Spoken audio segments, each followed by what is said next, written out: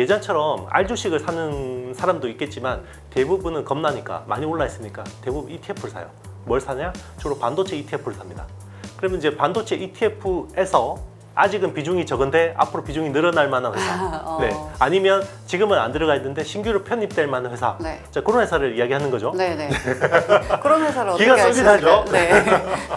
자, 그런 쪽은 일단 시총도 크고 지금 이제 올해 실적 구도도 좋고 그런 회사들을 보셔야 되는데 특히나 후공정 중에서 어드밴스드 패키징, 첨단 패키징 쪽으로 이제 오리엔트 돼 있는 회사들을 봐야 되는 거고.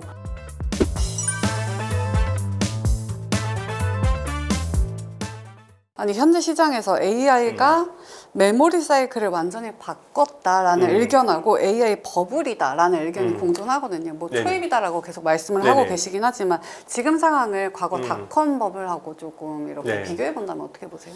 일단 제가 책에서도 그걸 분석을 많이 했었는데 닷컴 버블 때의 우리나라 시장은 참고상이 아니더라고요. 그때는 너무 엉망이었어요. 우리나라 시장이. 그러니까 밸류에이션 따지지 않고 묻지마 투자하고 막 이런 시장이었고 네. 그냥 뭐 지금으로 치면 거의 뭐 동남아 어디 시장이라고 보시면 돼요. 그러니까 투자자들도 전혀 훈련이 안 돼 있었고 뭐 기업들도 사실 IR도 제대로 안 하고 이런 시대였기 때문에 자, 그때 시장이 다시 펼쳐질 가능성은 적다라고 보고 있고 오히려 그때 닷컴 버블 때 미국 시장이 우리나라 지금 AI 버블 때 시장하고 비슷할 거라고 봐요. 지금 왜냐하면 우리나라가 이미 선진국이 됐고 네. 자본시장도 선진국화 됐기 때문에 그렇게 보고 있는데 자 그러면 그때 제가 연도로 딱 따져보면 닷컴 버블이 99년도 말부터 꺾이기 시작했거든요. 네. 그러면 99년도 말 2000년대 초 그때 꺾이기 시작했는데 지금 그러면 사이클상 보면 한 97년도 98년도라고 보시면 돼요. 아직 남아있네요. 많이 남아있죠. 실제로 제일 많이 오른 시장이 99년도였습니다. 기대된다. 네, 정말 광란이었어요. 광란. 99년도 때는. 지금도 광란이라고 생각이 드는데. 아닙니다. 이거보다 더 한 거죠. 그러니까 지금은 사실 그 버블이라고 이야기하시는 분들은 그러니까 이게 산업의 사이클하고 그 자산 시장의 사이클은 달라요. 네. 그러니까 산업적으로 보면 이제 초입이라서 뭐 이게 버블이라고 말할 수 있는 게 없어요. 왜냐면 이제 인프라 깔고 있는 거기 때문에 그거는 이제 그 자산 시장의 관점으로 보는 거고 자산 시장의 관점에서 봤을 때는 코스피는 버블이 아니에요. 여전히 싸요. 코스피라고 하지만 실제로 삼성전자, SK하이닉스는 싼 거죠. 그런데 코스닥은 이미 이제 버블권에 진입했어요. 그러니까 소재 부품 장비 업체들이 지금 이제 PR이 50배, 100배짜리 되게 많거든요. 이제 그게 버블권에 진입했다고 봐야 되는 거죠. 알겠습니다. 그럼에도 불구하고 저희가 체크를 해야 할 게 대표님께서 최근에 AI 캐펙스와 금리의 상관관계에 대해서 이야기를 하셨더라고요. 이게 빅테크들이 부채를 발행해서 그 다음에 또 그걸로 데이터 센터를 짓는 거잖아요. 그럼 이렇게 된다면은 앞으로 조금 금리가 올라가면은 주가가 영향을 받지 않을까? 실적에 대해서 어떻게 생각하세요? 네, 일단 만약에 새로운 연준 의장이 금리를 인상한다. 그러면 반도체 조정이 굉장히 거칠게 나올 수 있어요. 네, 동결한다 여기까지도요? 동결한다고 해도 별로 안 좋아요. 그 금리를 인하해 줘야 됩니다. 아니면 인하해 줄 것처럼 이야기를 해야 돼요. 왜냐하면 지금은 B2B 수요가 70%라고 했잖아요. 반도체 전방 시장이 70%인데 대부분은 빅테크들이죠. 하이퍼스케일러라고 하는 애들이 올해 합산 캐펙스가 7천억 달러잖아요. 그러니까 우리나라로 치면 한 1000조 되거든요. 자, 그 투자를 하기 때문에 반도체가 좋은 거예요. 그런데 이제 빅테크들이 캐펙스를 집행을 하려면 결국 금리가 싸야 돼요. 왜 금리가 싸야 되냐면 데이터 센터를 대부분 짓잖아요. 데이터 센터를 짓고 거기에다 서버 넣고 다 그 만드는 건데 이게 일종의 건물을 짓는 시행 산업하고 비슷해요. 그러니까 우리가 부동산 지을 때 만약에 빌딩 짓는다 그러면 매우 많은 금융들이 들어가잖아요. 대표적으로 프로젝트 파이낸싱 같은 금융들이 들어가는데 PF 같은 경우 굉장히 레버리지를 많이 쓰는 거잖아요. 그러니까 데이터 센터도 마찬가지예요. 굉장히 많은 레버리지가 들어가요. 금융 쪽에서. 그런데 금리가 올라간다 그러면 기준금리가 올라간다 그러면 시중금리는 더 많이 올라가거든요. 그러면 거기에 그 시행을 해야 되는 업자들이 굉장히 어려워지는 거죠. 그러면 거기서 업자들이 투자를 못하게 된다 그러면 반도체 수요에 당연히 영향이 크겠죠. 이제 그걸 걱정하는 거죠. 그럼 전반적으로 흔들릴 수도 있다라고 보시는 거예요? 그렇죠. 이제 그런 거는 상상하기가 싫은데 트럼프도 알고 있어요. 네. 그래서 트럼프가 계속해서 자기가 2기 집권하자마자 계속해서 저금리 이야기하는 이유가 결국 AI 전쟁에서는 이 패권 전쟁이잖아요. 중국한테 이겨야 되잖아요. 네. 그러려면 자국의 빅테크들이 계속해서 캐펙스 투자를 많이 해야 된다는 거 알아요. 그래서 작년에 OBBA라는 법안을 통과시킨 거거든요. 그러니까 재정하고 금리를 다 움직여서 이제 그냥 버블을 일으키겠다 이거거든요. 그래 버블을 일으켜야지 투자를 할 수 있으니까. 그럼 이제 앞으로 연준을 좀 지켜봐야 되는 상황인 것 그렇죠. 같습니다. 그동안을 쭉 보면은 사실 HBM 후공정에 관심이 완전 쏠려 있었는데, 지금 보면은 전공정 장비들의 중요성이 다시 부각이 되고 있는 것 같거든요. 여기에 대한 생각과 그리고 또 주목해야 할 전공정 핵심 기술이 뭔지도 궁금합니다. 일단 이제 전공정은 그 반도체 그 팹을 만드는 거잖아요. 그쪽으로는 보통 이제 신규 투자가 있어야지 수요가 막 좋은 건데 그동안에는 신규 투자 쪽은 수요는 없었고 기존에 있던 팹을 구형 팹을 신형 팹으로 약간 개조하는 쪽으로만 투자가 있었거든요. 근데 올해 삼성전자가 48조 원 정도 캐펙스를 단행하고 네. SK하이닉스가 42조 정도를 단행을 해요. 그럼 두 회사 합치면 90조 원이죠. 엄청나게 큰 시장이거든요. 근데 당장 올해는 건물 짓는 데만 돈이 들어가요. 건물 짓고 클린룸 만들고 거기에 들어가는 황약품 공급 장치나 뭐 스크러버나 뭐 진공 펌프, 인프라 장비 쪽에만 들어가죠. 네. 근데 내년부터는 본격적으로 거기 건물이 지어지면 생산 설비를 깔겠죠. 그러니까 전공정 쪽에 이제 수주가 많이 나올 거라고 보고 있는 거고요. 그거는 이제 비단 우리 기업뿐만 아니라 TSMC나 이제 해외 기업들도 마찬가지예요. 그래서 최근에 보면 미국의 어플라이드 머티리얼즈나 랩리서치나 뭐 KLA 같은 회사들이 되게 주가 퍼포먼스가 좋잖아요. 이제 그쪽이 내년에 수주가 나올 거라고 보고 이제 지금 가는 흐름이고, 그리고 보통 이제 우리가 전공정 그러면 제일 먼저 나오는 회사가 ASML이죠. 노광 장비. 네. 왜냐하면 전체 팹 공정에서 전공정 설비에서 40% 비중이 기본적으로 노광이거든요.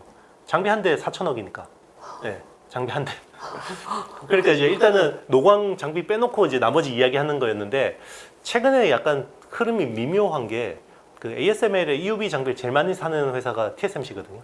근데 TSMC가 최첨단 EUV 장비 쪽을 약간 구매를 좀 유보시키고 있어요. 그러니까 지금 EUV 장비보다 좀 더 진보된 게 하이 NA EUV라는 장비가 있거든요.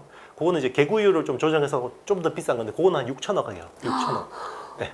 기존 EUV 장비는 한 4천억 하고요. 네. 그러니까 한 6천억짜리 너무 비싸고 그리고 물량도 없어요. 그러니까 일단 4천억짜리 장비 가지고 좀 효율화 해보겠다. 그런 흐름들이 나오고 있어서 최근에는 오히려 그러면 노광 쪽이 효율화되면 증착이나 식각 쪽이 좀 더 장비 스텝 수가 많아질 수 있거든요. 그래서 오히려 최근에 보면 랩리서치나 어플라이드 머티리얼즈 뭐 이런 회사들이 좀 더 주가가 좋은. 그게 투자 아이디어가 똑같이 우리나라에 적용됩니다. 네, 우리나라가 거의 프록시처럼. 우리나라에서 조금 네. 눈여겨보시는 그러면 전공정 네. 기업은 어디가 있나요? 일단 그 반도체 공정상으로 보면 제일 중요한 공정이 노광이고요. 네. 그 다음 중요한 게 식각이에요. 식각이고 그 한 세 번째, 네 번째 되는 게 증착이라는 거거든요. 얇은 방막을 입히는 공정인데 우리나라는 노광 쪽에 오리엔테드 있는 회사 없죠. 왜냐하면 전 세계 그냥 한 회사가 독점이니까. 네. 그리고 이제 식각 쪽도 너무 잘하는 회사가 있어요. 랩리서치 미국에 있고 일본에 이제 도쿄 일렉트론, 텔 거기서 너무 잘하니까 네. 사실 우리나라는 식각을 하긴 하지만 약간 좀 덜 중요한 쪽 식각을 하기 때문에 그렇고 국내에서 사실 장비 회사 중에 큰 회사들은 대부분 증착 쪽에 오리엔트되어 있는 회사가 많아요. 네. 대표적으로 원익 IPS, 주성 엔지니어링, 유진테크, 테스 요 4대 증착 업체가 있습니다. 그래서 뭐 시총 크고 뭐 좀 그래도 전공정 쪽에 투자가 많이 늘어난다 그러면 이 회사들 중심으로 보는 게 맞죠. 근데 아까 전에 코스닥은 이미 많이 올라와서 버블이다라고 하셨잖아요. 네네. 이 기업들 이미 버블 주가권에 있는 거 네. 아닌가요? 맞습니다. 그러면 이제 그런 거죠. 아 버블인데 비싸서 못 사겠어요. 그러면 이제 외면해야 돼요. 아. 외면하면 끝까지 외면해야 돼요. 네. 근데 끝까지 외면 못 한단 말이에요. 맞아요. 그럼 어떻게 해야 돼요? 비싸도 사야죠. 여기서 샀는데 더 올라갈 여지가 있다 그러면 봐야 되는 거죠. 왜냐하면 요즘에는 ETF 쪽으로 돈이 엄청나게 들어와요. 네. 그러니까 개인들이 ETF로 계속해서 주식을 사기 때문에 코스닥 소부장이 비싸더라도 계속 더 올라갈 수 있다. 네. 이렇게 보는 거죠. 버블은 또 버블을 일으키니까 아, 그럼요. 그걸 네. 또 타고 가는 그럼요. 네, 그런 흐름을 버블 또 투자에서는 또 버블만의 또 투자법이 있죠. 맞아요. 네. 예, 그 투자법을 또 생각을 해보시면 좋을 것 같고요. 한미 반도체가 사실 기존 대장이라면은 이제 저희는 새로운 대장을 찾아봐야 될 것 같은데 유리기판이나 하이브리드 본딩 같은 차세대 패키징 분야에서 좀 찾아볼 수 있을까요? 벌써 뭐 대장이 나왔죠. 소부장에서. 네, 삼성전기죠. 삼성전기. 네, 삼성전기가 일단 기판이나 MLCC 쪽에서 워낙 지금 어떤 사업 구도 자체가 좋아서 뭐 최근에 엄청나게 올랐습니다. 네, 그런데 이제 앞으로 더 올라갈 여지들이 있죠. 그럼 패키징 분야에서 좀 네. 조금 뭐라 그럴까 또 안 올랐는데 좀 그렇죠, 그렇죠. 안 올랐는데 앞으로 많이 올라갈 거. 그런 것들. 네. 그게 그런 게 궁금하잖아요. 어디 있겠어요 지금. 그래서 또 한번 여쭤보는 네. 거죠. 지금은 올랐는데 상대적으로 덜 올랐는데 앞으로 좀 더 갈 수 있는 기업들을 소부장 기업들을 어떻게 찾아야 되냐? 그게 중요해요. 네, ETF를 봐야 돼요. ETF. 그러니까 지금은 수급의 중심이 ETF예요. 그러니까 개인들이 머니무브를 통해서 증시에 들어오는데 예전처럼 알주식을 사는 사람도 있겠지만 대부분은 겁나니까 많이 올라 있으니까 대부분 ETF를 사요. 뭘 사냐? 주로 반도체 ETF를 삽니다. 그러면 이제 반도체 ETF에서 아직은 비중이 적은데 앞으로 비중이 늘어날 만한 회사. 네. 아니면 지금은 안 들어가 있는데 신규로 편입될 만한 회사. 네. 자, 그런 회사를 이야기하는 거죠. 네네. 그런 회사를 어떻게 기가 알 수 쏠깃하죠? 있을까요? 네. 자, 그런 쪽은 일단 시총도 크고 지금 이제 올해 실적 구도도 좋고 그런 회사들을 보셔야 되는데 대표적으로 오삿 업체라고 봐요. 후공정 전문 업체. 네. 대표적으로 이제 두산 테스나 그리고 하나 마이크론 같은 회사들 그리고 이제 장비 회사 중에서는 최근에 이제 KC텍 그리고 HPSP 이런 회사들 조금 주목하고 있습니다. 또 결이 비슷한 질문을 이제 계속 할 거거든요. 네. 우리 개인 투자자분들이 굉장히 많이 네네. 궁금해하시기 때문에 현재 밸류에이션과 하반기의 성장성을 네. 모든 걸 고려했을 때 대표님께서 주목하시는 네. 반도체 소부장 지금 말씀하셨던 그런 네네. 기업들까지 다 포함해서 네. 딱 3개만 꼽아라 하면은 소부장 중에서요. 네. 지금은 네. 사실 제가 소부장 특히나 코스닥 같은 경우는 버블권에 진입했다고 했잖아요. 버블로 진입했을 때는 이게 바람직하다라는 게 아니지만 네. 버블 시대에서 투자법은요 철저하게 주도주를 끌고 가야 돼요. 주도주를 끌고 가야 되고 그리고 밸류에이션 따지면 안 됩니다. 밸류에이션 다 안 나와요. 이미 밸류에이션 나오는 건 코스피밖에 없어요. 네. 그래서 코스닥은 이미 밸류에이션이 안 나오기 때문에 내러티브를 중심으로 봐야 됩니다. 저도 네. 나름 전문가라고 나와서 이런 이야기를 하게 될 줄 몰랐는데 네. 근데 버블에서는 그래요. 실제로 내러티브가 중요하고 시대가 시대니까. 네 맞습니다. 그래서 앞으로 뭐 좀 이제 확장될 수 있는 여지들이 중요한데 제가 오삿 회사를 이야기한 게 결국은 이제 첨단 패키징 비중이 점점 중요해져요. 그러니까 TSMC의 올해 그 캐펙스 중에서 후공정 비중이 20%밖에 안 되거든요. 그러면 뭐 얼마 안 되네 생각이 들잖아요. 근데 시장은 항상 증가율을 보죠. 그러니까 원래는 후공정 그 캐펙스 비중이 10% 초반밖에 안 됐는데 점점점 늘어서 20%대로 간다는 거죠. 그리고 후공정이 점점 중요해진다는 거죠. 이제 그런 것들을 보면 이제 특히나 후공정 중에서 어드밴스드 패키징, 첨단 패키징 쪽으로 이제 오리엔트 돼 있는 회사들을 봐야 되는 거고 네. 거기에 이제 대표적으로 보면 미국에서는 엠코 테크놀로지 같은 회사, ASE 같은 회사들이고요. 이제 국내에서는 제가 앞에 말씀드린 두산 테스나 하나 마이크론 같은 회사라고 보시면 되고요. 네. 그리고 이제 캐시텍 같은 경우는 하이브리드 본딩이나 이런 쪽에서 이제 CMP, 장비, 슬러리 뭐 이런 것들을 담당하기 때문에 이제 앞으로도 점점 더 이제 업사이드가 있죠. 기존의 얘들은 원래 그 메모리 쪽에서 메탈 라인을 주로 담당하던 애들인데 이제는 후공정 쪽으로 확장이 될 수 있는 거고 HPSP도 원래는 기존의 그 이온 주입장 그 공정 쪽에만 하던 회사인데 네. 거기서 이제 고압수소 어넬링이라는 공정을 담당하는 회사인데 이게 이제 하이브리드 본딩이 되면 후공정 쪽으로도 이제 적용이 되게 돼요. 후공정에서도 이제 어넬링 기술이 중요해지거든요.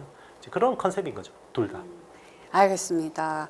밸류에이션이 되는 코스피에서는 네. 뭐 딱 떠오르는 두 기업이 있긴 하지만 네네. 그래도 꼽아주신다면 요즘에는 네. 그 CPU하고 기판이 정말 난리라 CPU가 이제 새로운 르네상스로 진입했다 그래서 사실 CPU 그러면 인텔하고 AMD잖아요. 네. 그러니까 요즘에 인텔하고 AMD 주가가 어마무시하거든요. 그리고 아브홀딩스 같은 경우도 지금 주가 맞아요. 엄청 좋고요. 근데 이제 국내에는 CPU 관련 회사가 없잖아요. 네, 그러니까 이제 기판, 특히나 이제 CPU 패키징 할 때 쓰는 플립칩 BGA 기판. 그러면 이제 삼성전기, 대덕전자, 네. 코리아 서킷, 그리고 요즘에는 LG 인노텍까지 덩달아 같이 오. 뭐 가는 흐름이죠. 알겠습니다. 이렇게 좋은 정보들 많이 주셨는데요. 현재 반도체 상승 랠리가 만약에 더 이어진다면은 어디까지 이어질지 궁금한데 일단 2026년 하반기까지 이어질 가능성을 어떻게 보시는지 궁금합니다. 사이클을 좀 길게 보면요. 네. 내년까지는 사이클이 갈 것 같은데 하반기가 되게 중요한 변곡점인데 이번 업사이클은 2023년부터 시작됐다고 봐야 되거든요. 지금 반도체 사이클은 HBM으로 시작한 사이클이죠. 네. 그래서 요거는 철저한 가격의 사이클이었어요. 물량이 늘어나는 게 아니라 가격만 계속 올라간 거예요. 1년에 100개 파는데 100개가 그동안은 100원 팔다가 이게 200원, 300원, 400원, 1000원 이렇게 된 거거든요. 그러니까 그 업사이클을 계속 간 거고, 그게 이제 하반기에 가격의 사이클이 한번 마무리가 되나라는 거고. 자, 그동안에는 그러면 100개짜리가 가격이 계속 비싸지던 사이클인데 이제는 물량이 늘어나요. 하반기부터는 물량이 늘어나니까 이제는 가격은 좀 완만해지는데 이제 물량이 늘어나니까 어떻게 해요? 또 업사이클이죠. 그게 이제 그런데 투자 아이디어가 바뀌는 시점에서는 항상 시장에서는 한번 조정이 나타나긴 하거든요. 그거를 이제 하반기에 보는 거죠. 가격 그래서- 사이클에서 물량이 늘어나는 맞습니다. 사이클로 바뀐다. 그렇죠. 그래서 P의 사이클에서 이제 Q의 사이클로 바뀌는 그 변곡점이 하반기라고 보는 거죠. 그러면 그때 저희가 가장 좀 조심해야 될 리스크 그런 것들은 뭐가 있을까요? 아니면 그 리스크의 사인들 어떻게 저희가 알아들어야 될까요? 일단은 그 조정이 좀 거칠게 만약에 온다 그러면 빅테크들, 하이퍼스케일러들의 캐펙스 증가율이 내년 전망치들이 보통 올 하반기에 나오잖아요. 그게 올해 캐펙스 증가율이 뭐 50%, 60%였다 그러면 내년에 지금 전망하는 쪽이 10에서 20%까지 낮아지잖아요. 근데 그거보다 훨씬 더 낮게 나올 경우 캐펙스 증가율이, 그러면 한번 좀 덜컹거릴 수 있어요. 증가율이 생각보다 너무 낮은데? 그러면 이제 거기에서는 현금이라는 버퍼를 가지고 대응을 하는 수밖에 없겠죠. 그게 이제 일단 있고, 또 하나가 이제 금리죠. 만약에 금리가 인하를 못하거나 아니면 심지어 금리를 인상해야 된다 그러면 캐펙스 증가율이 더 꺾이겠죠. 더 둔화되겠죠. 그러면은 캐펙스 증가율과 금리를 조금 지켜봐야 될 것이다. 맞습니다. 라고 말씀을 해주셨습니다. 마지막으로 지금 시점에서 반도체 투자 전략을 어떻게 가져가면 좋을지 조금 고민하시는 분들 많거든요. 한마디 해주시겠어요? 삼성전자, SK하이닉스 같은 주도주들은 계속해서 자기 포트에서 일부 비중 끌고 가는 게 중요할 것 같고요. 기존에 싸게 사셨으면 계속해서 그냥 끌고 가면 될 것 같고, 만약에 비중이 없다 그러면 분할로 지금이라도 담아가야 된다고 생각합니다. 그리고 이제 소부장 같은 경우는 이제 그 일부 포트로 이제 꾸려 가시는 게 중요한데, 소부장주는 과거처럼 공정 분석하고 뭐 이렇게 하는 것도 좋은데 지금 철저하게 ETF가 좋아하는 종목들 중심으로 보는 게 낫지 않을까 생각합니다. 알겠습니다. 자, 오늘은 반도체 상승 랠리 속에서 하반기 어떻게 저희가 이 흐름을 타야 하는지에 대해서 이야기를 나눠봤는데요. 좋은 말씀해주신 IT의 신 이영수 대표님 감사합니다. 네, 감사합니다.